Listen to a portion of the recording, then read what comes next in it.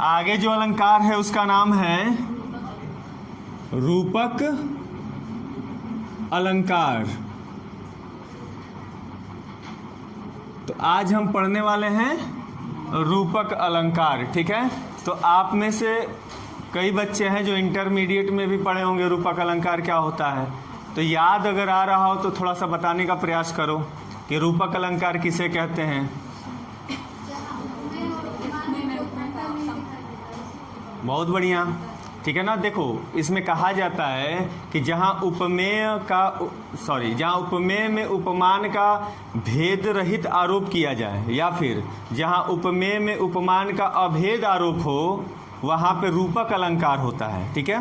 तो मैं लिख रहा हूँ, थोड़ा सिंपल भाषा में समझेंगे तो कहेगा कि जहाँ पर उपमेय को उपमान का रूप मान लिया जाता है, जहाँ उपमेय को उपमान का रूप मान लिया जाता है, वहाँ पे कौन सा अलंकार होता है? रूपक अलंकार होता है, ठीक है।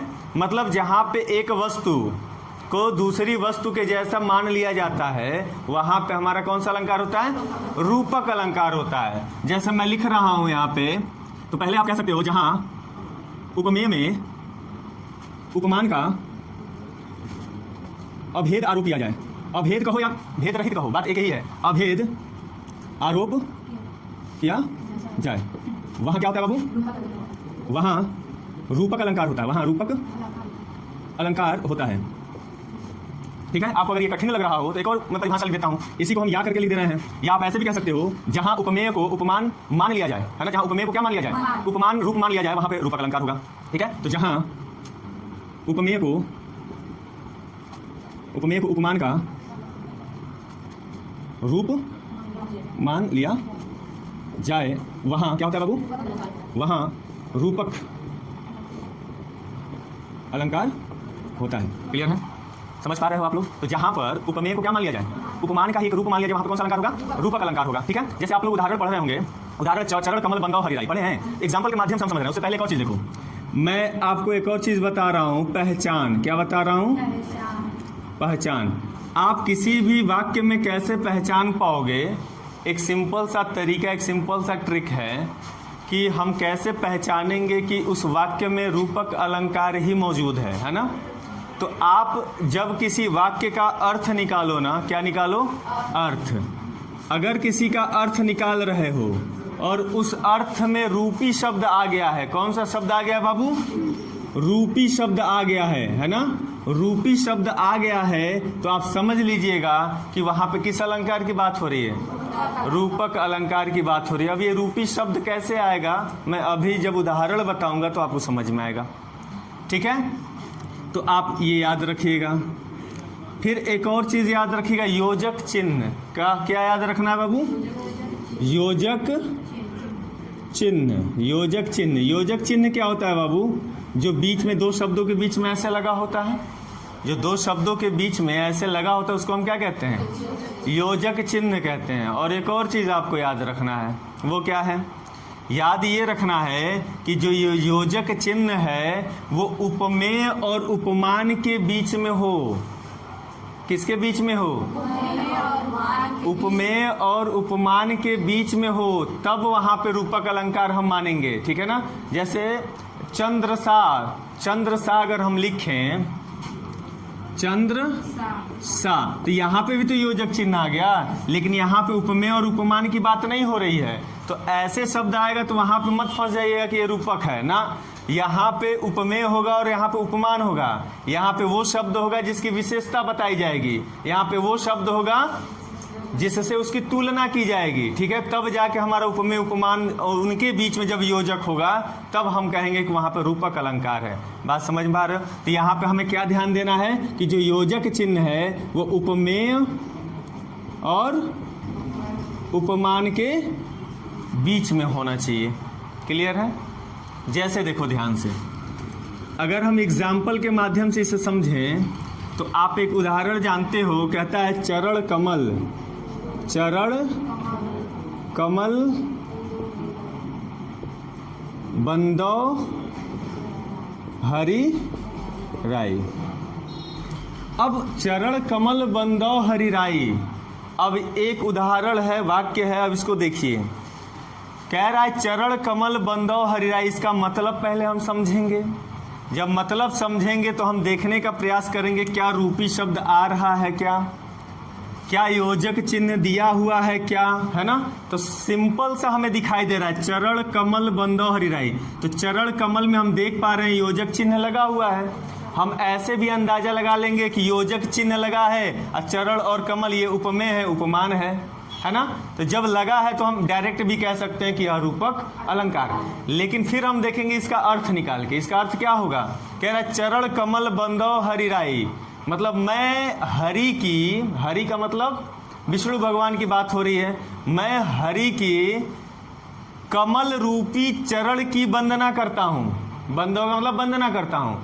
मैं हरि की कमल रूपी चरण की वंदना करता हूँ। तो यहाँ पे क्या आ रहा है, कमल रूपी चरण की बात आ रही है। क्या आ रही है बाबू, कमल रूपी चरण, कमल रूपी चरण की वंदना करता हूँ। तो आप देखो यहाँ पे इन दोनों में कोई अंतर नहीं होगा। कमल रूपी चरण कहो चाहे चरण रूपी कमल कहो, बात समझ पा रहे हो। यहाँ पे कोमलता से है, मतलब उनके चरण सुंदर हैं, उस कमल के जैसे कोमल हैं, उस कमल के जैसे। मैं उसी कमल रूपी चरण की वंदना करता हूँ। तो यहाँ पे देखो रूपी शब्द आ गया। जब हम अर्थ निकालें तो अर्थ में क्या आ गया, रूपी आ गया। तो यहाँ पे कौन सा अलंकार होगा, रूपक अलंकार होगा। क्लियर हो पा रही है बात। दूसरा उदाहरण ले लो। पायो जी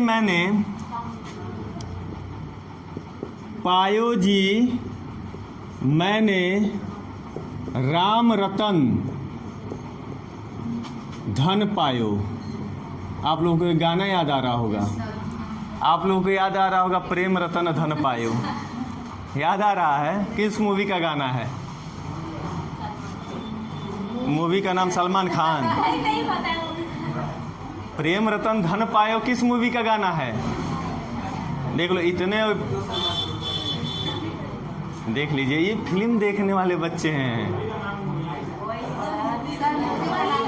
प्रेम रतन तो कंफ्यूज क्यों हो गए? मतलब उसका नाम ही है प्रेम रतन धन पायो। तो देखो उस लाइन में ही आपका रूपक अलंकार छिपा हुआ है। कैसे? कह रहा दूसरा एग्जाम्पल, ये पहला था, ये दूसरा है। कह रहा पायो जी मैंने राम रतन धन पायो। तो यहाँ पर मीरा जी की बात हो रही है। ये मीरा जी लिख रही हैं। कौन लिख रहा है? मीरा जी लिख रही है कि मैं राम रतन धन पायो। तो राम रूपी रत्न उनको मिल गया है। क्या मिल गया है? राम रूपी रत्न। क्या मिला इनको? यहाँ पे अर्थ निकल के आएगा राम रूपी रत्न। तो राम रूपी रत्न, एक तो योजक चिन्ह भी दिखाई दे रहा है और अर्थ निकालने पे रूपी भी आ गया। इसका मतलब यहाँ पे कौन सा अलंकार?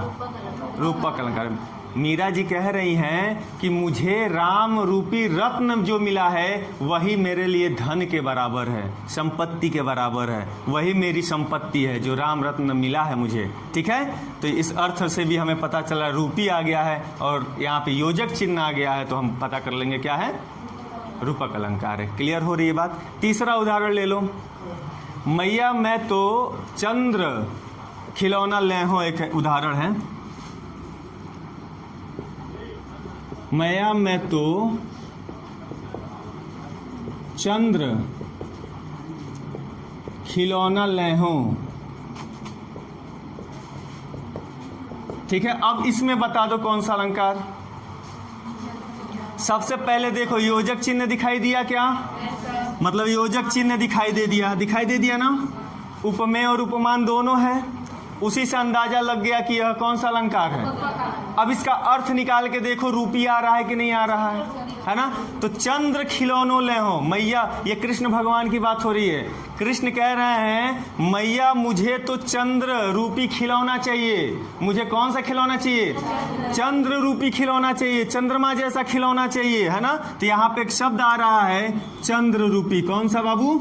चंद्र रूपी खिलौना, चंद्र रूपी खिलौना चाहिए, है ना। तो यहाँ पे रूपी शब्द आ गया है तो हमें पता चल पा रहा है यहाँ पे कौन सा अलंकार होगा, रूपक अलंकार होगा। क्लियर है? तो एक बार सबको बोलना पड़ेगा। रेडी हो? चुप नहीं रहना है, मेहनत करो।